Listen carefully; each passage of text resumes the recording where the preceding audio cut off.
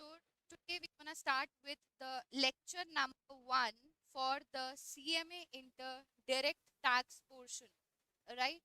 So we're gonna start with discussing everything about this subject, marking scheme, the subject pattern, and the exam question pattern, along with the introduction that holds this particular topic, right?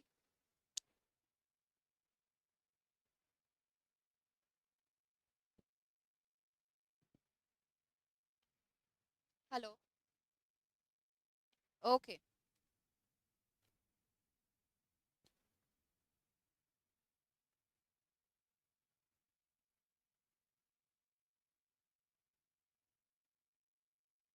ठीक है. So we're gonna start with discussing about the tax. Generally बात होती है, forget about the word income. We're gonna concentrate on the first word, that is tax. क्या होता है tax? क्यों impose होता है, कौन कलेक्ट करता है, क्यों कलेक्ट करता है, अथॉरिटी किसने दी है, etcetera etcetera. Right. So I am writing this three capital letter word TAX stands for tax. Right. Now जब भी टैक्स की बात होती है बेटा, हर एक छोटे बच्चे को भी पता होगा कि टैक्स क्या होता है. गवर्नमेंट को दिया जाता है, गवर्नमेंट को पे किया जाता है. राइट. इतना एक लेमन को भी पता है. बट वॉट अबव दैट, हम उन सारी चीजों के बारे में बात करेंगे. बट टैक्स एक चीज देना होता है, जनता को देना होता है, हम जनता है, हमें टैक्स देना होता है, माना. बट टैक्स कलेक्ट गवर्नमेंट को पावर कहाँ से मिलता है कि गवर्नमेंट टैक्स कलेक्ट कर रही है. And before that if we are talking about the word power, or I can write the word authority. So power या अथॉरिटी गवर्नमेंट को कहाँ से मिल रही है किसी से टैक्स कलेक्ट करने की. से फॉर एग्जाम्पल आज आपको अपने किसी फ्रेंड से पैसे लेने हैं, राइट. सो आप उसको जाके बोलोगे यार please give me 1,000 rupees, and provided मैं आपको ये रिटर्न में नहीं दूंगा, तो क्या आपका फ्रेंड आपको वो पैसे देगा? मीन्स मे बी सब बोले कि हाँ मेरा दोस्त है, जिगरी है, पैसे दे देगा, अरे ठीक है, वो सब समझ में आता है. बट अगर आपको चलो यहाँ पे 1,000 की जगह मैं अमाउंट को 1 लाख रुपए कर दूं, तो क्या वो आपको पैसे देगा? So it is a doubtful question there, right. कि क्यों देना है, तो अभी गवर्नमेंट कलेक्ट भी कर रही है, तो जनता क्यों देगी? what is the prime reason of collecting the tax, why government collects the tax? इससे बात करना स्टार्ट करेंगे, फिर चलते चलते पावर पे आएंगे. एंड गवर्नमेंट जब टैक्स कलेक्ट करती है तो उसका प्राइम मोटिव क्या होता है उसके बारे में भी बात करेंगे. ठीक है साहब. चलो. So starting with the motive, और I can say the purpose. तो जब भी हम टैक्स की बात करते हैं बेटा, गवर्नमेंट टैक्स कलेक्ट करती है ताकि गवर्नमेंट सर्विसेज किसको प्रोवाइड कर सके, जनरल सोसाइटी को, जनरल पब्लिक को सर्विसेज प्रोवाइड कर सके. अभी क्या कर रही है गवर्नमेंट, स्ट्रक्चर समझो. पब्लिक से टैक्स कलेक्ट किया, पब्लिक को ही वो टैक्स का पैसा यूटिलाइज करके गवर्नमेंट सर्विसेज देती है, जैसे infrastructure. I can say word infrastructure. ठीक है. Any other facilities like building roads, dams, bridges, society के वेलफेयर के लिए एक्स वाई जेड चीजें करना. गवर्नमेंट नई नई पॉलिसीज लाती है for the benefit of the society, अलग अलग स्कीम्स लाती है ताकि जो भी हमारे रूरल या बैकवर्ड एरिया के लोग हैं उनका उद्धार हो सके, उनका डेवलपमेंट हो सके. Right. So basically government is doing what, government is collecting the taxes from the general public of India and utilizing the same amount for the providing the services to the general public only. Means government हमसे ही पैसा लेके हमें ही services देती है. अभी हम बाहर जाते हैं, say for example आपने अपना एक्टिवा उठाया, आपने अपना एक्टिवा ऑन किया, right. Now you need certainly a path, a road, ठीक है, जहां पर आप ड्राइव करके और you are just riding your Activa and going. So definitely you need the roads. कौन बनाती है? Government बनाती है. Definitely अब तो क्या है, जैसे say for example your health is not say for example आपकी तबीयत ठीक नहीं है और your health is not up to the mark, right? So you certainly need the facilities of the hospital. अब तो बहुत सारे private hospitals आ गए. But अगर आप पहले की बात करोगे तो government was only primitive, the player in the education sector, in the health sector. in the, of course, infrastructure sector, providing the welfare services to the society, etc etc. तो जितना भी पैसा है बेटा, गवर्नमेंट हमसे ही लेके हमें ही सर्विसेज प्रोवाइड करती है, ताकि ताकि गवर्नमेंट क्या कर सके। Just a second. Good morning Aarti ma'am, voice कम आ रही है, जस्ट अ सेकेंड बेटा, let me adjust the mic. Is it clear now Aarti? Is it clear?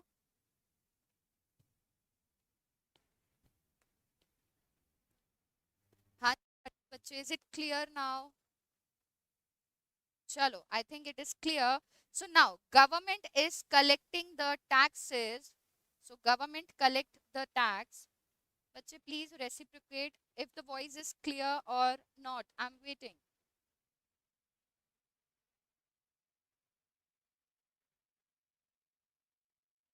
In the country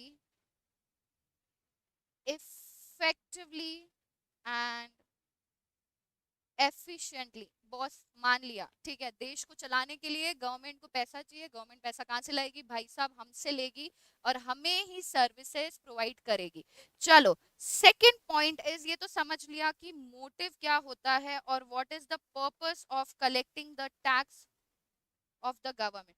Now let us find out the authority. Who gives the authority? अभी government को भी कोई authority देता होगा क्या, या power कौन देता है? हाँ जी बच्चा लोग, क्या आप मुझे बता सकते हो गवर्नमेंट को वो पावर कहाँ से मिलता होगा, वो अथॉरिटी कहाँ से मिलती होगी? जैसे से फॉर एग्जाम्पल हमारे मोदी जी, ठीक है, सडनली नेशन के सामने 8 बजे आकर बोलते हैं कि आज से 500 और 1000 के नोट लीगल टेंडर नहीं है। ऐसा क्यों बोला उन्होंने? उनको किसने पावर दिया? क्या वो प्राइम मिनिस्टर है तो he has the power to decide anything for the country?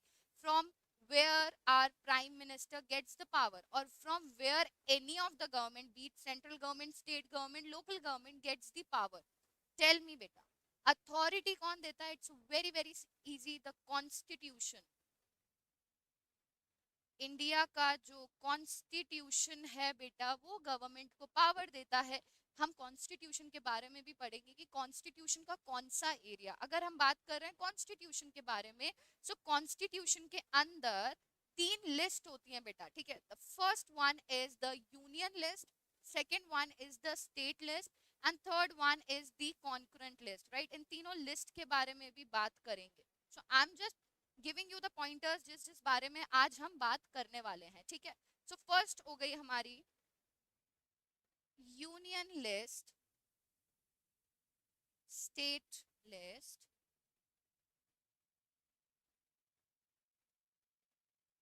Concurrent list, ठीक है। चलो, so basically these are the 3 list. Can you give me any idea about the 3 list? आप कुछ भी छोटा मोटा अगर पता हो तो आप मुझे बता सकते हैं कि what do you understand by the union list, state list, concurrent list? If not, we'll discuss it in few minutes, ठीक है। let me just complete with the main part, right? फिर हम कॉन्स्टिट्यूशन की लिस्ट के बारे में भी बात करेंगे, because that is the prime thing that we have to discuss today. चलो, सो साहब हमें पता चल गया मोटिव क्या होता है, पावर क्या होता है, या अथॉरिटी कहाँ से मिल रही है। मोटिव होता है देश को चलाना है, इफेक्टिवली एफिशिएंटली चलाना है। पावर हमें कॉन्स्टिट्यूशन देता है, तभी तो मोटिव भी गवर्नमेंट का क्लियर है कि I have to run the country, and that too I have the power to collect the tax from the general public. Okay, so let us write it down.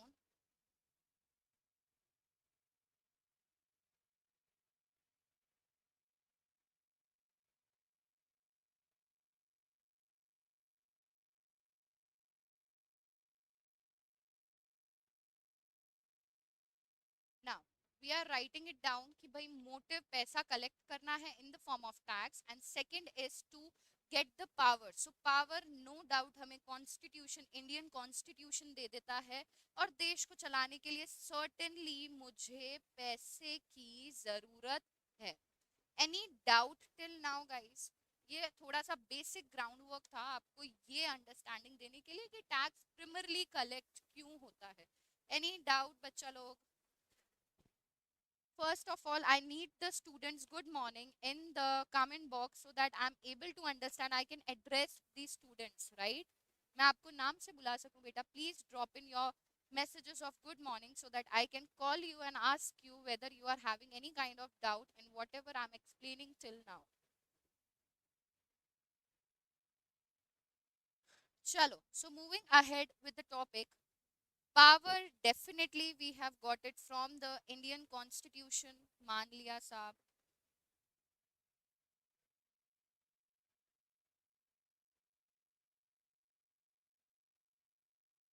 Now let us talk about money.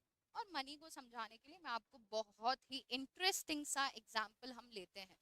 ठीक है साहब. आप लोग हैं and imagine करो अपनी would be wanna be girlfriends के बारे में सोचो या वॉन बी बॉयफ्रेंड्स के बारे में सोचो, right? So now I am just giving you a very very fun fact example, right? चलो. सो सपोज आपके होने वाले आपकी होने वाली दोनों में से किसी का भी बर्थडे आ रहा है, right? So definitely you need to give a party. ठीक है, आपको क्या करना है भाई? बर्थडे है, पार्टी देनी है. एग्जाम्पल ले लेते हैं, मैडम का बर्थडे है और हमारे भाई लोग जो हैं बिल्कुल जोर शोर से उनको सरप्राइज देने के लिए एकदम तैयार हैं. ठीक है, सो अभी एकदम तैयार हैं तो पैसे की जरूरत तो पड़ेगी. ठीक है, say for example let us take the example. किसका नाम लूं? बच्चे पता ही नहीं है क्लास में कौन है. So let us take the example Anuj. ठीक है, so we have a person named as Anuj. Now Anuj wants to give a party to um, his girlfriend and now उनकी जो गर्लफ्रेंड है उनका बर्थडे आने वाला है अगले महीने. पार्टी के लिए पैसे चाहिए. सो अनुज की जेब में जो है आज की तारीख में he only has 2000 rupees. Now ma'am इतना कम? बिकॉज बेटा स्टूडेंट हो ना, अभी कमाई तो हो ही नहीं रही है. तो 2000 रुपए ठीक है आपके पास पड़े हैं, आपको पार्टी देनी है, राइट? नाउ अभी और पैसे की जरूरत है. 2000 रुपए में क्या होता है? अभी रेस्टोरेंट ही लेकर गए तो मैम 2000 रुपीज तो यूं ही चले जाएंगे. What else? ठीक है, from where should I get the money? So ये क्या है? अनुज के ओन सोर्सेज हो गए. ठीक है, 2000 रुपए मेरी जेब में पड़े थे, मैंने यूटिलाइज कर लिए. सेकंड इज, मान के चलो आपने मम्मी के पास गए एंड वैसे ही लड़के अपनी मम्मियों के बहुत प्यारे होते हैं. मम्मी प्लीज मुझे है ना स्कूल में ना या कॉलेज में ना देयर इज न्यू प्रोजेक्ट, मुझे पैसा चाहिए, उस प्रोजेक्ट के लिए पैसा चाहिए. ठीक है, सो मम्मी कहती है हाय मेरा बच्चा कितना पढ़ता है बेचारा, बहुत थक जाता होगा. तो हाँ मम्मी बहुत थक जाता हूँ, नया प्रोजेक्ट है, पैसा लगेगा, फाइल्स भी लानी है, एक्सेट्रा एक्सेट्रा, राइट? तो मम्मी तो बिल्कुल हो गई हमारी भावुक और मम्मी ने कहा चल ले बेटा ठीक है 2000 रुपए ले ले और बचे तो पापा को मत बताना, मेरी तरफ से तेरे लिए तेरे को जो खरीदना है तू खरीद लेना, राइट? सो मम्मियाँ ऐसे ही होती हैं. सो डेफिनेटली अनुज को 2000 रुपीज मिल गए. हमारा जो बजट था, अनुज भाई साहब ने जो सोचा था कि यार एटलीस्ट 5000 रुपए तो होने चाहिए. ठीक है, केक भी लाना पड़ेगा, पार्टी भी देनी है तो बिल भी मैं पे करूंगा, अभी उसके लिए एक सर्टेनली ड्रेस भी लानी है तो गिफ्ट भी चाहिए.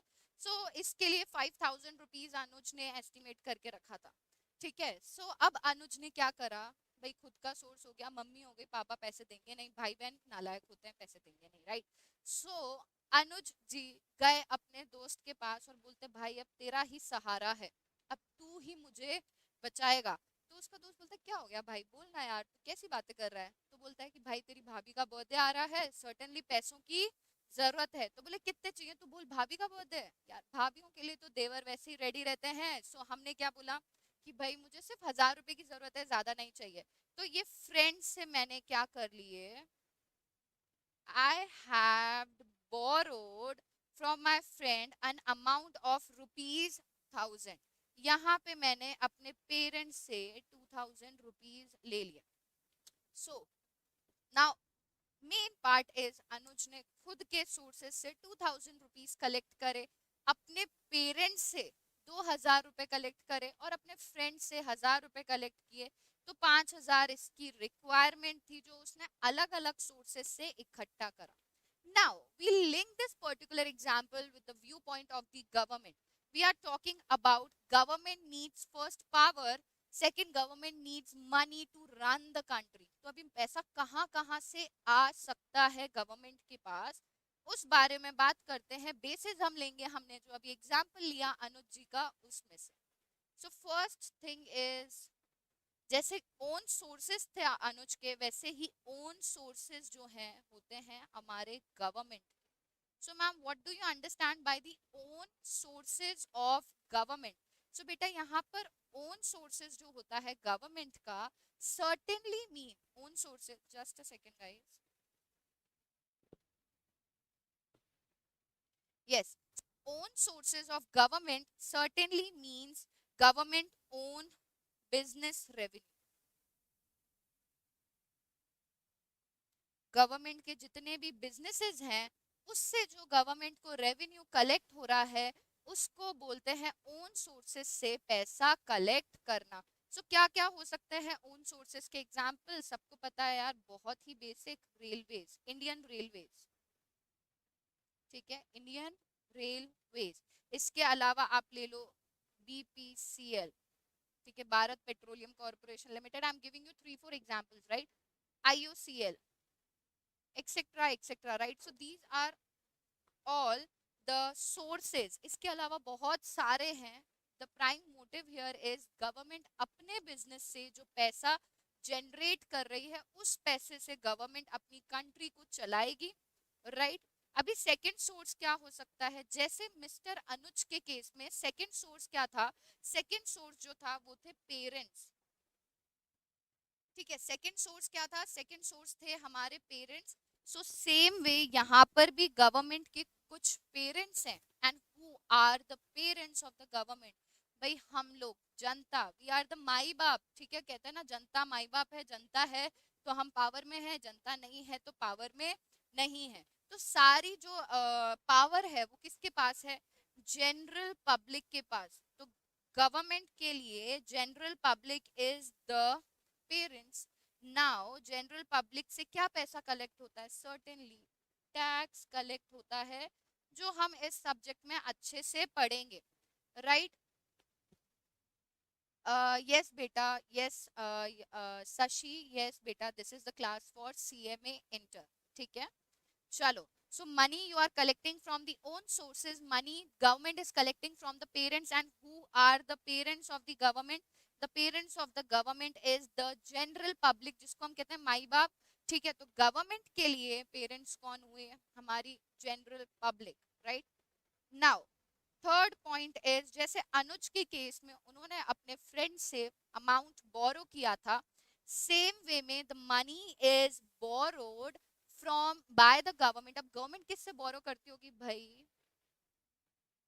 इंटरनेशनल बोरोइंग, ठीक है। सो गवर्नमेंट बोरो करती है, say for example international monetary funds, ठीक है, वर्ल्ड बैंक, ठीक है, etcetera etcetera. There can be any of the authority working outside India जिससे गवर्नमेंट की बोरोइंग है। अभी गवर्नमेंट की बोरोइंग इंडिया में भी हो सकती है, गवर्नमेंट की बोरोइंग इंडिया के बाहर भी हो सकती है। तो जिस तरीके से हमारे, I just want to sum up this entire thing जो हमने पढ़ी है, जिस तरीके से बेटा अनुज को पैसे चाहिए थे तो थोड़ा पैसा उन्होंने अपनी जेब से निकाला, तो गवर्नमेंट के लिए अपनी जेब क्या हो गई? गवर्नमेंट के खुद के बिजनेसेस, जहां से गवर्नमेंट जो है पैसा निकालेगी। सेकेंड चीज गवर्नमेंट के पास पैसा आने की है जनरल पब्लिक से, दैट इज द टैक्स, जो गवर्नमेंट टैक्स के फॉर्म में जनरल पब्लिक से कलेक्ट करेगी। अभी टैक्स के साथ साथ दूसरी नॉन टैक्स रिसिट्स भी होती हैं, ठीक है, जो गवर्नमेंट जनरल पब्लिक से कलेक्ट करती है, जैसे लाइसेंस फी हो गया, किसी भी तरह का फी हो गया, लेट फीस हो गया, किसी भी तरह का पेनल्टी हो गया, फाइन्स हो गए, ये सब नॉन टैक्स रिसिट्स में आ जाता है, ठीक है। सो पेरेंट्स से, जनरल से जो पैसा कलेक्ट कर रही है वो भी गवर्नमेंट के रेवेन्यू का एक सोर्स है। एंड थर्ड इज गवर्नमेंट अब क्या कर रही है? बोरो कर रही है, इंडिया से भी कर सकती है, प्राइमरली इंडिया के बाहर से कर रही है। सो जो भी पैसा गवर्नमेंट के पास आ रहा है, it is required to run the country effectively and efficiently. So I am quickly making you revise the entire topic. We are talking about the word tax. So tax जो होता है बेटा, सिंपल शब्दों में government क्यों collect करती है? Government का मोटिव होता है कि को इफेक्टिवली और efficiently run So if you want to run the country, certainly you need first thing that is the power. और power कौन दे रहा है? Power दे रहा है हमारा इंडियन कॉन्स्टिट्यूशन. सेकेंड चीज मनी. मनी चाहिए तो मनी किस किस सोर्सेस से आ रहा है? भाई पहला सोर्स हो गया हमारा खुद के रेवेन्यूज जो हमारे बिजनेस का पार्ट है. सेकेंड चीज आ गई जनरल पब्लिक से जो पैसा आ रहा है इन the form of tax receipts, in the form of non tax receipts, और कुछ बोरोइंग्स जो गवर्नमेंट कर रही है. Now I just want to discuss about the Indian Constitution part now. ठीक है, so this is the part that I am making you understand. इस part के बाद हम discuss करेंगे about the question paper. आपका question paper का format कैसे होगा? ठीक है, अभी सिर्फ मैं आपको गवर्नमेंट के व्यू पॉइंट से टैक्स क्यों कलेक्ट होता है और पावर कहाँ से मिलता है, पैसा कहाँ से आता है गवर्नमेंट के पास किसी कंट्री को चलाने के लिए, वो बातें डिस्कस कर रहे हैं. सो जब भी बेटा हम कॉन्स्टिट्यूशन की बात करेंगे, राइट, कॉन्स्टिट्यूशन की बात करने के लिए there are three types of list. So one is the union list, second is the state list, and third is the concurrent list, right? सो ये तीन लिस्ट हैं जो हमारे इंडियन कॉन्स्टिट्यूशन के अंदर दी हैं. अब साहब ये तीनों लिस्ट किस बारे में बात कर रही हैं? सो जो यूनियन लिस्ट है बेटा, इसके अंदर पूरा जो राइट है इसको बदलने का, इसको चेंज करने का, इसके अंदर कोई भी नई चीज इंसर्ट करने का पूरा सेंट्रल गवर्नमेंट के पास राइट है. ठीक है, so Indian constitution has a three list: union list, state list, concurrent list. अभी ये लिस्ट किसके अंदर दी गई है बेटा? आर्टिकल 246. टैक्स कलेक्ट करने का जो पावर है इंडियन कॉन्स्टिट्यूशन में वो मिलता है हमारे आर्टिकल 246 से. इस आर्टिकल 246 में तीन लिस्ट हैं: union list, state list and concurrent list, right? So जो यूनियन लिस्ट है बेटा उसमें सेंट्रल गवर्नमेंट के पास कुछ अधिकार हैं, कुछ राइट्स हैं टैक्स कलेक्ट करने के. क्योंकि आपको पता होगा टैक्स भी अलग अलग तरह के होते हैं, टैक्स भी अलग अलग फॉर्म में कलेक्ट किया जाता है. सो सेंट्रल गवर्नमेंट का जो राइट है किसके रिगार्डिंग टैक्स कलेक्ट करने का है, तो मैं आपको बता देती हूँ. पहली चीज जो सेंट्रल गवर्नमेंट के पास राइट है टैक्स कलेक्ट करने का वो है इनकम टैक्स. क्या मैम? इनकम टैक्स के बाद इनकम टैक्स कलेक्ट करना, इनकम टैक्स गवर्नमेंट से कलेक्ट करना, इम्पोज करना, ये पूरा अधिकार सेंट्रल गवर्नमेंट के पास है. हाँ जी बच्चे, ये पूरा का पूरा अधिकार यूनियन लिस्ट से मिलता है जो हमारे कॉन्स्टिट्यूशन के आर्टिकल 246 में दी गई है. वहां से सेंट्रल गवर्नमेंट को राइट मिलता है इनकम टैक्स कलेक्ट करने का. मैम कौन सी एंट्री? सो मैं आपको बता देती हूँ बेटा, जब भी कॉन्स्टिट्यूशन में आर्टिकल्स होते हैं, अलग अलग आर्टिकल्स होते हैं, हर आर्टिकल्स के अंदर लिस्ट्स होती हैं, एंट्रीज होती हैं, राइट? सो ये इनकम टैक्स जो है आपको ये ध्यान रखना है क्योंकि हम ये सब्जेक्ट ही पढ़ने वाले हैं.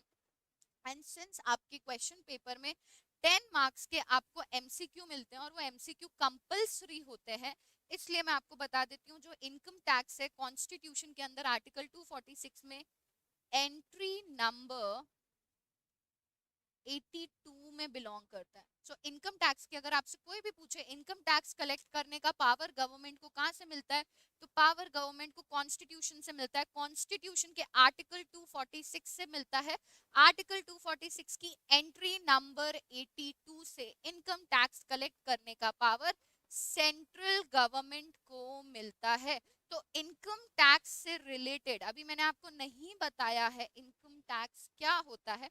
अभी आप बस मुझे सुनते जाओ, मैं आपको फर्क बताऊंगी इनकम टैक्स और आपने बहुत कॉमनली सुना होगा GST, that is goods and service tax, उसके बारे में भी बात करेंगे. आपने सुना होगा डेफिनेटली डायरेक्ट टैक्स क्या होता है, इनडायरेक्ट टैक्स क्या होता है, उसके बारे में भी डिस्कस करेंगे, right?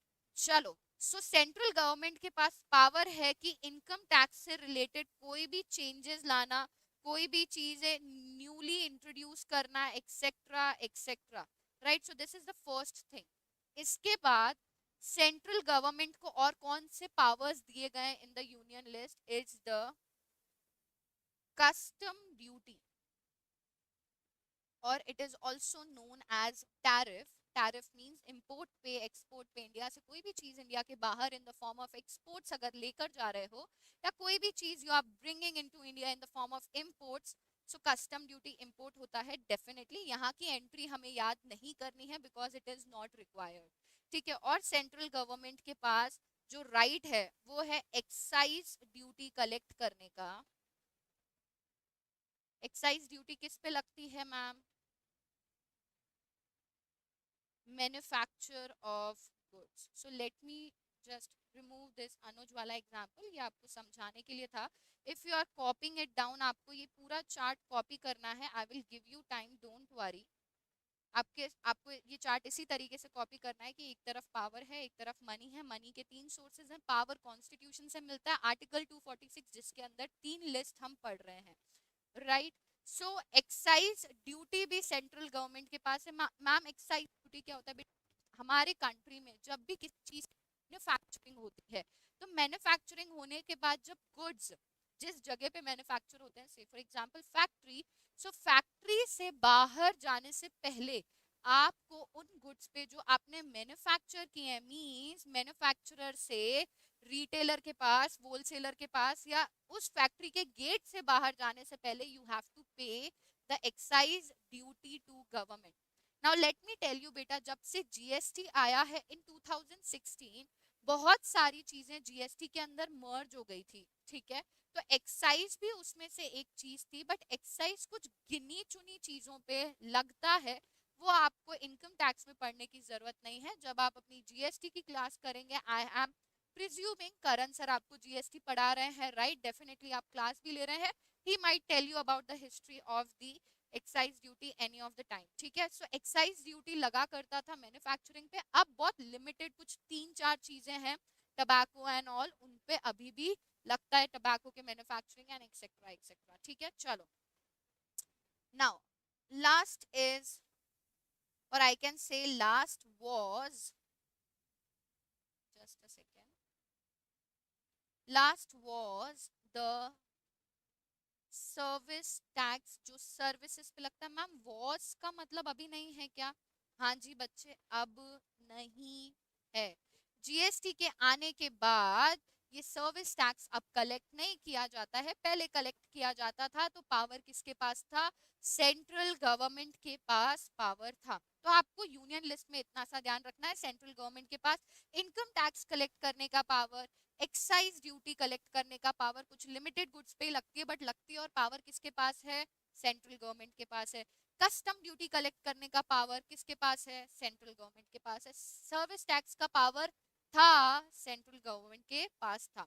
Now let us understand for the state list. Now whenever we are talking about the state list beta, so state list के अंदर नाम से ही पता चल रहा है जितना भी हम कहते हैं ना अथॉरिटी है या पावर है टैक्स कलेक्ट करने की, इस लिस्ट के अंदर जो भी नाम दिए गए वो है हमारी स्टेट गवर्नमेंट के पास. ठीक है. स्टेट गवर्नमेंट के पास.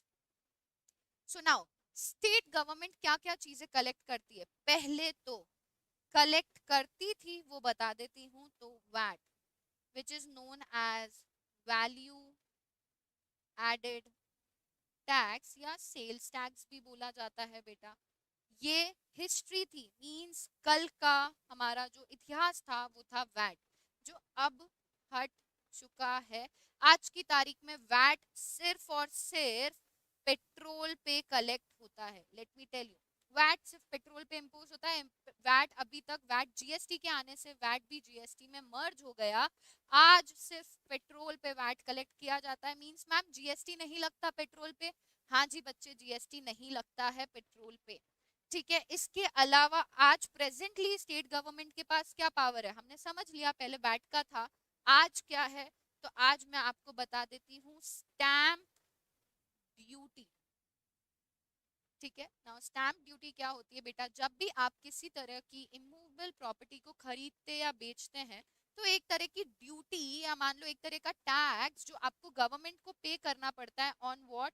Stamp duty is a duty that is collected on the immovable property. ठीक है. तो इसका जो राइट है इसका जो अधिकार है, अथॉरिटी है, पावर है, वो किसको दिया गया है? वो हमारी सेंट्रल गवर्नमेंट के पास है। Apart from this there is also excise duty. वैसे तो एक्साइज ड्यूटी सेंट्रल गवर्नमेंट के पास है, लिमिटेड कुछ 3-4 गुड्स ही अब बचे हैं, बाकी सब जीएसटी के अंदर मर्ज हो गए, तो वो सेंट्रल गवर्नमेंट के पास है। स्टेट गवर्नमेंट के पास भी एक राइट है एक्साइज ड्यूटी कलेक्ट करने का, और एक्साइज ड्यूटी किस पे? लिकर पे। नाउ मैम, ऐसा क्यों किया कि सिर्फ लिकर का एक्साइज ड्यूटी कलेक्ट करने के लिए हमने अधिकार स्टेट गवर्नमेंट को दिया है? तो बेटा इसका बहुत सीधा सा लॉजिक है। आप सबको पता होगा इंडिया में ना दो ड्राई स्टेट्स हैं, ठीक है? गुजरात के बारे में सब जानते हैं, मैं आपको बता देती हूँ। Bihar, Bihar is also a dry state. Bihar में किसी भी तरह की लिकर की मैन्युफैक्चरिंग नहीं होती है। नाउ लिकर के ऊपर हमने स्टेट वाइज अधिकार क्यों दिया है कि जिस स्टेट को लिकर की मैन्युफैक्चरिंग करनी है वो उस लिकर पे एक्साइज ड्यूटी देगी। तो स्टेट को क्यों दिया? Because Gujarat came into the picture and said यार हम लोगों को, हमारे स्टेट को लिकर की मैन्युफैक्चरिंग करनी नहीं है, ना ही बनेगी ना ही बिकेगी, हम सबको पता है, ठीक है? इसलिए कुछ स्टेट इस चीज पे अपोज कर रहे थे कि यार हमें तो बनानी ही नहीं है, ना हमें बेचनी है यहाँ पे, ठीक है? बिकेगी भी नहीं और ना ही बनेगी। तभी गवर्नमेंट ने कॉन्स्टिट्यूशन के अंदर, कॉन्स्टिट्यूशन ने वो पावर किसको दिया? वो पावर स्टेट को दिया, ताकि हर एक इंडिविजुअल स्टेट अपने लिए डिसाइड कर सके कि उन्हें लिकर की मैन्युफैक्चरिंग करनी है या नहीं। करनी है तो आपको एक्साइज ड्यूटी पे करनी पड़ेगी, नहीं करनी है तो आपको एक्साइज ड्यूटी नहीं पे करनी पड़ेगी। और कौन से स्टेट्स हैं जो एक्साइज ड्यूटी नहीं पे करते हैं? हम कहते हैं एक्सेप्शन जो हो जाएगा is Gujarat and Bihar. Is it clear? आपको समझ में आ रहा है? कोई डाउट अभी तक किसी भी बच्चे को? हाँ जी बच्चे, एनी डाउट?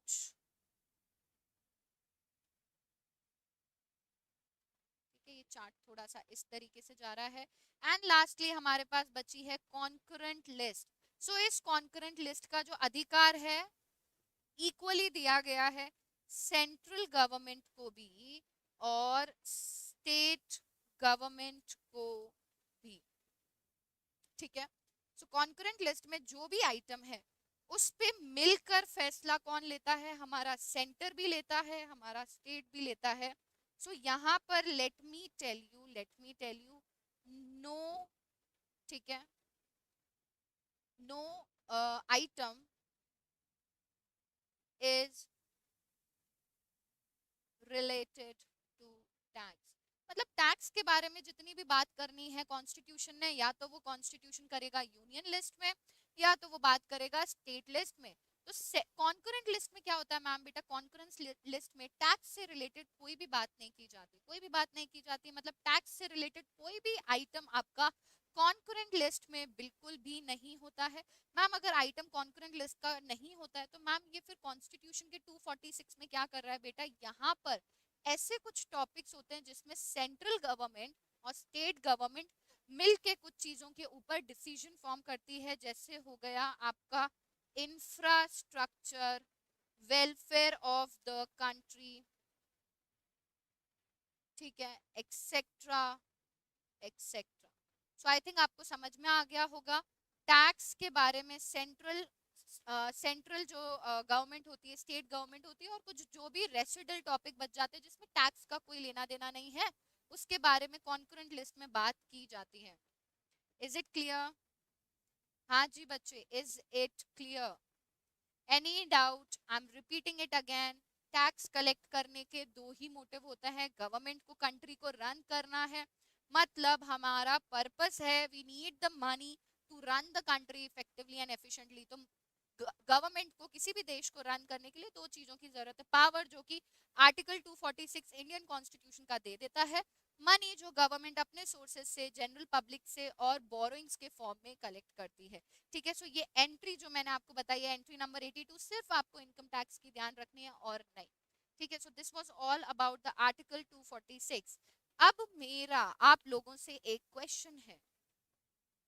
मैम हमने इनकम टैक्स की बात कर ली, मैम हमने कस्टम ड्यूटी की बात कर ली, एक्साइज जो था उसकी भी बात कर ली, कल की जो हिस्ट्री थी सर्विस टैक्स वैट उसकी भी बात कर ली, इमूवेबल प्रॉपर्टी पे भी कुछ कलेक्ट होता है that is the stamp duty, उसकी भी बात कर ली। मैम जीएसटी कहाँ गया? गुड्स एंड सर्विस टैक्स तो पिक्चर में दिखाई ही नहीं दे रहा है, कहाँ गया वो? आप लोगों के पास मन में ये क्वेश्चन आना चाहिए था। आई एम अज्यूमिंग कि क्यों नहीं आया, क्योंकि ऐसा तो है नहीं कि जीएसटी के बारे में हम जानते नहीं हैं। हाँ जी बच्चे बताओ, why are we not asking about the GST? सो बेटा आर्टिकल 246 के अंदर जीएसटी की बात ही नहीं की गई है, ना ही central government means union list में बोला गया है, ना ही स्टेट लिस्ट में बोला गया है, ना ही कॉन्करेंट लिस्ट में बोला गया है। तो मैम जीएसटी के बारे में फिर कहाँ बात होती है?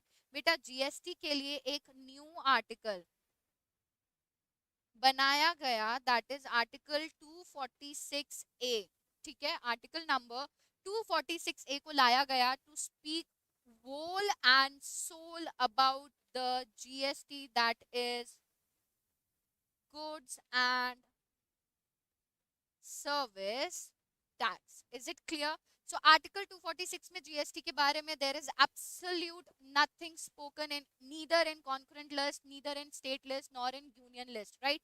चलो आर्टिकल 246 है जो नया हमने इंसर्ट किया हमारे कॉन्स्टिट्यूशन में, जो सिर्फ गुड्स एंड सर्विस टैक्स के बारे में बात करता है कि गुड्स एंड सर्विस टैक्स कैसे कलेक्ट किया जाएगा। जब आप जीएसटी के बारे में पढ़ेंगे डेफिनेटली करण सर आपको इसके आगे की बात बताएंगे, मेरा काम आपको यहाँ तक समझाना था। सो आई थिंक अब आपको बहुत अच्छे से प्रिमिटिवली समझ में आ गया होगा कि गवर्नमेंट को पावर और मनी जो है कहाँ से मिलता है। मनी तो गवर्नमेंट को अलग अलग सोर्सेस से मिलता है, पावर हमारे कॉन्स्टिट्यूशन से मिलता है। अब पता चल गया कि हाँ ठीक है, टैक्स कलेक्ट होता है, क्यों कलेक्ट होता है, गवर्नमेंट किस लिए कलेक्ट करती है, अथॉरिटी कौन देती है, पर्पस क्या होता है, एक्सेट्रा एक्सेट्रा। इतनी बड़ी चीज हमने डिस्कस कर ली। अब इसके बाद मुझे आपसे पूछना है, क्या आप लोगों को पता है कि टैक्स आज से नहीं कलेक्ट हो रहा है? टैक्स तो एंशियंट टाइम्स से कलेक्ट हो रहा है। मैम एंशियंट टाइम्स मतलब ब्रिटिशर्स का जब से राज था तब से। हाँ जी बच्चे, जब से ब्रिटिशर्स जो हैं इंडिया राज कर रहे हैं तब से टैक्स कलेक्ट किया जाता है। मुझे बताने की जरूरत नहीं है, आपने लगान मूवी देखी है, लगान के फॉर्म में टैक्स कलेक्ट हुआ करता था। तो मैं बहुत ज्यादा डिटेल में नहीं जाऊंगी, बट मैं आपको बता देती हूँ कि जब भी हम टैक्स पढ़ेंगे हम कुछ स्पेसिफिक चीजों के बारे में पढ़ेंगे। Let me tell you now, अभी तक हमने जो भी चीज देखी, अब हम पहले देख लेते हैं कि मैम हमारा एग्जाम पैटर्न कैसे आएगा। फिर हम थोड़ी बहुत हिस्ट्री जो है और क्या क्या चीजें हमें सब्जेक्ट में पढ़नी है उस बारे में बात करेंगे, ठीक है। सो हम एक बार डिस्कस कर लेते हैं हमारा पेपर पैटर्न। सो आपका जो पेपर पैटर्न है बेटा, it is of 100 marks, complete 100 marks, पूरा का पूरा 100 मार्क्स का पेपर है, जिसमें से जो क्वेश्चन नंबर 1 है, आपके पेपर का क्वेश्चन नंबर 1 है, उसमें क्वेश्चन नंबर 1 का जो पार्ट 1 होगा वो होगा आपका किस बारे में? MCQ, multiple choice question, all of 10 marks, means each question of 1 mark each you will get, ठीक है। क्वेश्चन नंबर 1 का part 1 will be MCQ, 10 questions of 1 mark each. Second question will be true and false, ठीक है, 5 marks. Question number 1 का second question true और false के बारे में होगा, 5 मार्क्स के आते हैं। Question number 3 fill ups, fill in the blanks, ठीक है, ये भी आपके 5 मार्क्स के आएंगे, क्वेश्चन नंबर 1 में है। एंड क्वेश्चन नंबर 4 जो होगा बेटा, ये होंगे आपके match the columns, again 5 marks each. तो आपका क्वेश्चन नंबर 1 जो होगा बेटा, इस पे मैं लगा देती हूँ स्टार, बिकॉज मैम ये पूरा क्वेश्चन कितने मार्क्स का आ रहा है? 25 मार्क्स का आ रहा है, and this is compulsory question in exam. आपके लिए कंपल्सरी क्वेश्चन होगा which will be question number 1 of 25 marks. इसके बाद मैम कैसे होता है स्ट्रक्चर, इसके बाद बेटा क्वेश्चन नंबर 2 से, ठीक है, क्वेश्चन नंबर 2 से you will go down till question number 3 4 5 6 7 8 means question number 2 से क्वेश्चन नंबर 8 है, और इसके बीच में सर्टेनली कितने क्वेश्चंस हो गए ma'am, these are together 7 questions, ठीक है, 7 क्वेश्चन है क्वेश्चन नंबर 2 से क्वेश्चन नंबर 8 तक। इन 7 में से how many ma'am we have to attempt, you have to attempt any 5 questions each of 15 marks, ठीक है। आपको अगले 7 क्वेश्चंस दिए जाएंगे, उन 7 में से आपके पास 2 चॉइसेस रहेंगी, मींस 5 क्वेश्चंस आपको अटेम्प्ट करने हैं। हर क्वेश्चंस आपका 15 मार्क का होगा, और हर क्वेश्चंस के हैं 5 questions, each questions has 2 parts, part 1 and part 2। अभी वो कैसे भी हो सकता है, ठीक है, पार्ट आपका 7 मार्क्स का हो सकता है, एक क्वेश्चन 8 मार्क्स का हो सकता है, 2 मार्क्स के 4 क्वेश्चन हो सकते हैं, एक क्वेश्चन 7 मार्क्स का हो सकता है, एक्सेट्रा एक्सेट्रा, और 5 मार्क्स के 3 क्वेश्चन हो सकते हैं, ठीक है। सो जनरली 2 पार्ट्स होते हैं, 3 पार्ट्स नहीं होते हैं, part 1 and part 2। So each question will be of 15 marks, so multiply by 5 give you 75, and 25 here is total of 100 marks paper you will be getting in your CMA inter exams. Any doubt in this part? This is your mandatory question. Question number 1 is mandatory, आपको attempt करना ही करना है, इस चीज से आप बच नहीं सकते हो।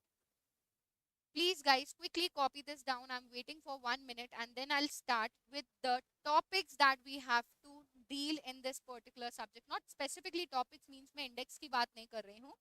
I will be discussing about the acts and the rules that we have to study, right?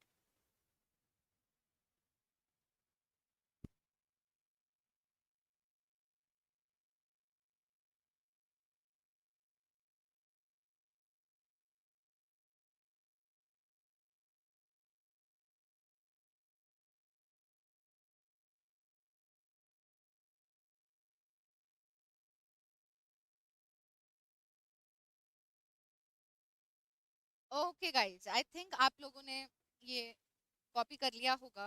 Let's move ahead and discuss the आज की जो क्लास है बेटा, it is just to introduce you with the subject, because this is a new subject. आज तक आपने इसके बारे में बात नहीं करी है, कभी किसी से सुना नहीं होगा. सर्टेनली सुना है, बट इतना डेप्थ में जो हमने अभी पावर मनी रिलेटेड बात करी है वो आपने नहीं सुनी होगी, राइट? चलो, अब हम बात कर लेते हैं हमारे सब्जेक्ट मैटर के बारे में. सब्जेक्ट मैटर क्या रहेगा हमारा, क्या क्या पढ़ना रहेगा हमें इन सारी इस पूरे 100 मार्क्स के पेपर में. तो पहली चीज मैं आपको थोड़ा सा हिस्ट्री बता देती हूँ. हिस्ट्री से इंट्रोड्यूस करवा के मैं आपको लेकर आऊंगी आपके मेन सब्जेक्ट मैटर पे, right?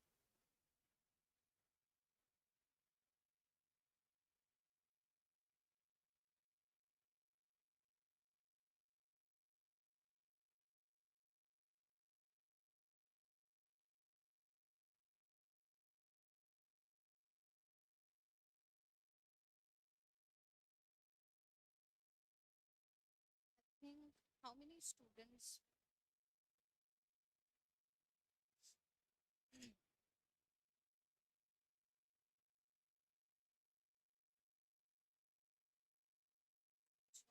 There are, let me see, I'm just checking it out.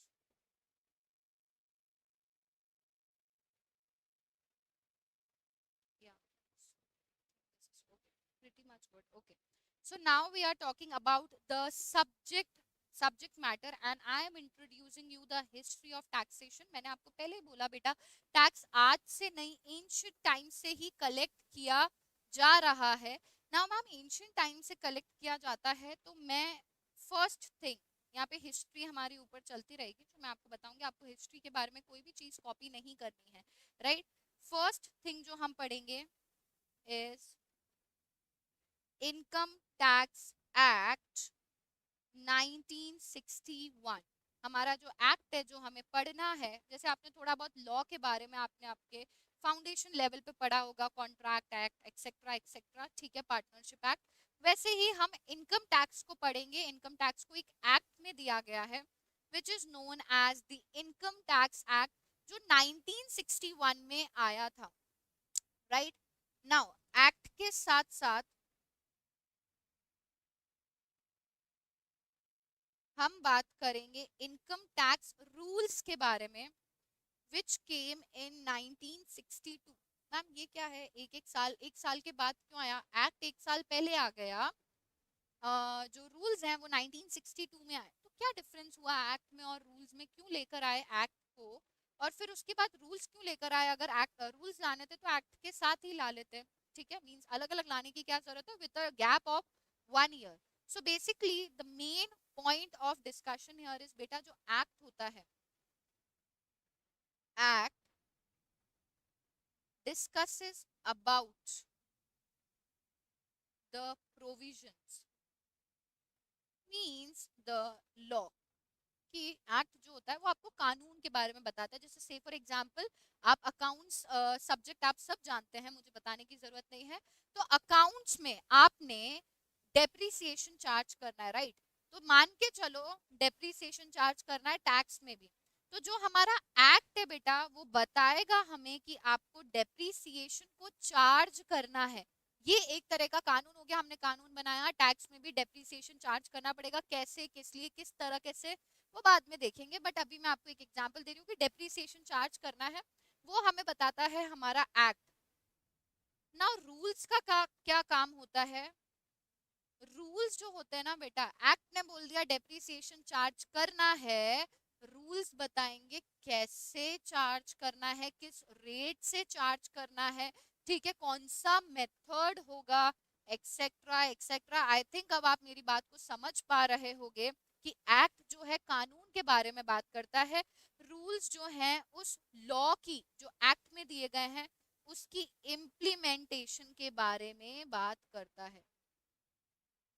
I think आप समझ पा रहे होंगे कि जो रूल्स हैं वो इम्प्लीमेंटेशन की, इम्प्लीमेंट कैसे करना है उस बारे में बात कर रहा है, और जो एक्ट है वो लॉ के बारे में बात कर रहा है। कानून एक्ट बनाएगा, रूल्स उस कानून को जो है पूरा करने में, फुलफिल करने में हेल्प करेंगे, राइट। चलो, एंड थर्ड थिंग इज बेटा, हम पढ़ेंगे about the finance act. Now ma'am finance act क्या होता है? बेटा हर साल आपको पता होगा, इसको ऐसे समझो, हर साल आपको पता होगा कि इंडियन गवर्नमेंट अपना बजट जो है लाती है।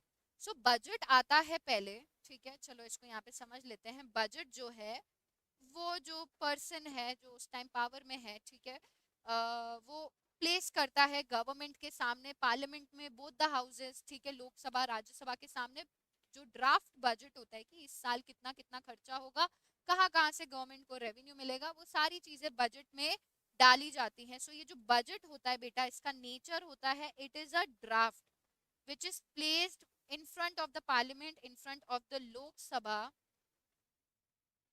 and in front of the Rajya Sabha, and whenever this drafted budget, कब आता है मैम? 1 फरवरी, हर साल इसी दिन आता है, हर साल इसी दिन आता है। नाउ सिंस आप टैक्स के बारे में पढ़ना चालू कर रहे हो तो आपको प्रैक्टिकल लाइफ में टैक्स से एसोसिएटेड क्या क्या चीजें आपको पढ़ना पड़ेगा। इस बजट में हर एक चीज होती है बेटा, खर्चा कितना होगा, रेवेन्यू कहाँ कहाँ से आएगा, टैक्स कैसे कलेक्ट करना है, कब कलेक्ट करना है, किस रेट से कलेक्ट करना है, मीन्स रेट स्पेसिफिकली नहीं, कोई चेंजेस लाने होंगे टैक्स में, तो ये फाइनेंस एक्ट अभी नहीं बना है, अभी बजट ही है। तो कोई भी चेंज, सपोज हमारे एक्ट 1961 में, अभी इतना पुराना एक्ट है मैम, 1961, हम 2021 में खड़े हैं, इतना पुराना, ठीक है, 60 साल पुराना एक्ट हम पढ़ेंगे। तो डेफिनेटली ये एक्ट क्या हो चुका है, दिस एक्ट इज ओल्ड, बूढ़ा हो चुका है। तो टाइम टू टाइम उसमें कुछ चेंजेस लाने होंगे जो ड्राफ्ट बजट में जो है डाल दिए जाते हैं कि हम ये चेंज इंट्रोड्यूस करना चाहते हैं। नाउ लोकसभा राज्यसभा के सामने ये ड्राफ्टेड चेंजेस, ये ड्राफ्टेड बजट रखा जाता है। जब लोकसभा राज्यसभा उसे अपनी मंजूरी दे देती है, ठीक है, अभी मंजूरी दे देती है, तब ये बजट जो है जाता है हमारे प्रेसिडेंट के पास, ठीक है। एंड प्रेसिडेंट जब अपनी एसेंट दे देते हैं, मींस अपनी एक्सेप्टेंस दे देते हैं, अपना सिग्नेचर कर देते हैं उस ड्राफ्ट बजट पे, प्रेसिडेंट के सिग्नेचर के बाद वो बन जाता है उस साल का फाइनेंस एक्ट। तो फाइनेंस एक्ट सीधे सीधे बनकर नहीं आता है बेटा, किसी भी चीज को एक्ट बनने के लिए पहले आपको ड्राफ्ट प्लेस करना पड़ता है पार्लियामेंट में, लोकसभा राज्यसभा के सामने। जब लोकसभा राज्यसभा के मेंबर्स जो हैं अपनी मंजूरी दे देते हैं, तो ये प्रेसिडेंट के पास जाता है, प्रेसिडेंट अपना सिग्नेचर दे देता है, साइन कर लेता है, एसेंट दे देता है, एक्सेप्टेंस दे देता है, तब वो ड्राफ्टेड थिंग क्या बन जाती है, फाइनेंस एक्ट बन जाती है। तो मैम हमें कौन सा फाइनेंस एक्ट पढ़ना है बेटा? आपको जो फाइनेंस एक्ट पढ़ना है वो है 2021 आपके अटेम्प्ट के लिए। लॉ हम पढ़ेंगे 1961। नाउ स्टूडेंट्स को कंफ्यूजन होता है, मैं समझ रही हूँ, धीरे धीरे आप समझ जाएंगे। लॉ है हमारा, एक्ट है हमारा 1961, रूल्स है हमारे 1962, बट सिंस ये चीजें बहुत पुरानी हैं, हर साल कुछ ना कुछ चेंज आता है, वो चेंज आता है हमारा फाइनेंस एक्ट में। तो फाइनेंस एक्ट 2021 हमें पढ़ना है, उसमें टैक्स से रिलेटेड जो जो चीजें हैं जो चेंज हुई हैं वो हमें पढ़नी है। तो मैम ऐसा होता होगा कि 1961 में एक्ट बन गया, 1962 में रूल्स बन गए, तो ये रूल्स और एक्ट कब से हर साल फाइनेंस एक्ट आता होगा, लाइक 1963 में भी आया होगा, 4 में भी आया होगा, ऐसे अगर कुछ पीछे सालों में जाए तो 2020 में भी आया होगा, 2019 में भी आया होगा। तो हर साल कुछ ना कुछ चेंजेस आते होंगे। हाँ बेटा, छोटे मोटे हर साल चेंजेस आते रहते हैं और वो चेंजेस हमारे एक्ट में एडजस्ट होते जाते हैं। तो मैम इतने सालों के एडजस्टेड चेंजेस पढ़ने हैं। हाँ जी बेटा, आपको अभी थोड़ा सा डिफिकल्ट लगेगा, बट जैसे जैसे हम पढ़ते जाएंगे आपको पता भी नहीं चलेगा। आपने देखा होगा ना, छोटे बच्चे को इंजेक्शन लगती है तो उसको कैसे बोलते हैं, बस बस बस बस, हो गया, ऐसे ही करके हम आपको पूरा टैक्स भी पढ़ाएंगे, हो गया हो गया हो गया करके। Is it right? So income tax act 1961, income tax rules 1962, finance act 2021 हम पढ़ेंगे। इसके अलावा हमें क्या पढ़ना है मैम? इसके अलावा इतना सब तो पढ़ लिया 100 मार्क के लिए, और क्या पढ़ना है? अब हमें पढ़ने हैं notifications and we have to understand circulars. ठीक है, सो नोटिफिकेशंस क्या होते हैं, सर्क्यूलर्स क्या होते हैं, तो let me explain you in a very very short manner. ठीक है, सो जब भी हम नोटिफिकेशन की बात करते हैं बेटा, जब भी किसी तरह का चेंज आना होता है, किसी तरह का बदलाव आना होता है, तो आपने सुना होगा गवर्नमेंट क्या करती है, नोटिफाई करती है। जैसे जो हमारी सीएमए की इंस्टीट्यूट है, से फॉर एग्जांपल आपकी कोरोना की वजह से एग्जाम्स जो थे पोस्टपोन हुए, राइट? सो सीएमए इंस्टीट्यूट ने क्या किया होगा, ठीक है, सीएमए ने क्या निकाला, एक नोटिफिकेशन निकाला, सारे स्टूडेंट्स को नोटिफाई करते हुए, सारे मेंबर्स को नोटिफाई करते हुए कि यार ड्यू टू कोविड-19 हम क्या करने वाले हैं, ये अटेम्प्ट जो है इतने से टाइम के लिए पोस्टपोन करने वाले हैं। तो नोटिफिकेशन जब भी आता है वो क्या कम्युनिकेट करता है, notification communicates, notification communicates any changes, किसी भी तरह का बदलाव। तो जब भी कोई बदलाव टैक्स में गवर्नमेंट लाती है तो वो नोटिफाई करती है। ठीक है, जैसे से फॉर एग्जांपल इनकम टैक्स की डेट थी, अभी वो डेट कोविड-19 की वजह से सब लोग टैक्सेस रिटर्न फाइल नहीं कर पाए, तो गवर्नमेंट ने क्या कर दी, डेट बढ़ा दी। ठीक है, सुना होगा आपने, गवर्नमेंट ने डेट बढ़ा दी। तो गवर्नमेंट क्या करेगी, डेट बताने के लिए एक नोटिफिकेशन जारी करेगी, सबको नोटिफाई करते हुए कि इस चेंज को हम आपको कम्युनिकेट करते हैं। तो ये चेंज किस किस के ऊपर एप्लीकेबल होता है, ये चेंज इनकम टैक्स के जो मेंबर्स हैं, मींस डिपार्टमेंट, ठीक है, इनकम टैक्स का डिपार्टमेंट होता है उसके ऊपर एप्लीकेबल है, एंड पब्लिक के ऊपर भी एप्लीकेबल है। Now public in income tax means assessee, एक नया वर्ड आपके लिए आया है। Assessee is the person who is paying tax. ठीक है, the person who pays the tax is called assessee. So I'm writing it down. Person who pays the tax is called assessee. So किसी भी तरह का change जो है notification के through लाया जाता है, वो चेंज इनकम टैक्स डिपार्टमेंट पे भी एप्लीकेबल होगा और असेसी पे भी एप्लीकेबल होगा। अभी सर्क्यूलर्स क्या होते हैं मैम? बेटा सर्क्यूलर्स जो होते हैं ना, ये होते हैं क्लैरिफिकेशंस। जैसे कोई नोटिफिकेशन आया, राइट? अब उस नोटिफिकेशन को पढ़ने के बाद, मींस किसी चेंज को पढ़ने के बाद जनरल पब्लिक को या डिपार्टमेंट के किसी मेंबर्स को, डिपार्टमेंट के किसी ऑफिशियल को किसी भी तरह का डाउट आ रहा है मींस अभी हमें कंफ्यूजन हो रहा है, यार पहले ऐसा था अभी ऐसा है, तो ये चेंज ऐसा है, इफेक्टिव कैसे होगा, एक्सेट्रा एक्सेट्रा। तो गवर्नमेंट और जो हमारी इनकम टैक्स डिपार्टमेंट है वो क्या लाती है? वो सर्क्यूलर्स लाती है, क्लैरिफिकेशन जिसको बोलते हैं, क्लैरिफिकेशंस ऑफ एनी डाउट्स। किसी भी चीज को क्लैरिफाई करने के लिए, किसी भी चीज का कंफ्यूजन दूर करने के लिए सर्कुलर्स लाए जाते हैं। कोई भी चेंज कम्युनिकेट करना होता है तो नोटिफिकेशन आता है। किसी भी चीज को क्लैरिफाई करना है, सॉल्व करना है, डाउट्स को हटाना है, कंफ्यूजन को हटाना है, तो सर्कुलर्स आते हैं। एंड लास्टली हमें पढ़ने हैं केस लॉज। ठीक है, now what are case laws? बेटा कोर्ट के जजमेंट्स, कोर्ट जजमेंट्स। ठीक है, सो मैम हम पढ़ेंगे income tax act 1961, income tax rules 1962। Since ये दोनों चीजें बहुत पुरानी हैं, तो फाइनेंस एक्ट में हर साल बजट में कुछ ना कुछ चेंजेस आते हैं, तो वो चेंजेस भी हम पढ़ेंगे। फाइनेंस एक्ट एप्लीकेबल है हमारे लिए 2021। हमेशा से फाइनेंस एक्ट नहीं होता है, पहले ड्राफ्ट बजट आता है, पार्लियामेंट अपनी मंजूरी देता है, फिर प्रेसिडेंट अपनी मंजूरी देता है, तब जाके वो ड्राफ्ट बजट एक्ट बनता है, जिसको फाइनेंस एक्ट बोला जाता है। नोटिफिकेशन सर्कुलर्स पढ़ेंगे। इनकम टैक्स ने किसी भी तरह का चेंज लाया है तो वो मेंबर्स और डिपार्टमेंट दोनों पे एप्लीकेबल होता है। और यहाँ पर एक चीज रह गई, जो सर्कुलर्स होते हैं बेटा, ये जो होते हैं एप्लीकेबल होते हैं ऑन द डिपार्टमेंट। मींस किसी भी तरह का चेंज आया, किसी भी तरह का नोटिफिकेशन आया, तो इनकम टैक्स के डिपार्टमेंट्स को पहले डाउट होता है, तो उनको क्लैरिफाई करने के लिए इंटरनल पर्पस के लिए सर्कुलेशंस निकाले जाते हैं। ये एप्लीकेबल होते हैं डिपार्टमेंट में, क्योंकि जब डिपार्टमेंट ही कंफ्यूजन्स होंगे, उनके कंफ्यूजन्स क्लियर नहीं होंगे, तो नोटिफिकेशन में जो जनरल पब्लिक या असेसी है उसके कंफ्यूजन्स कौन क्लियर करेगा?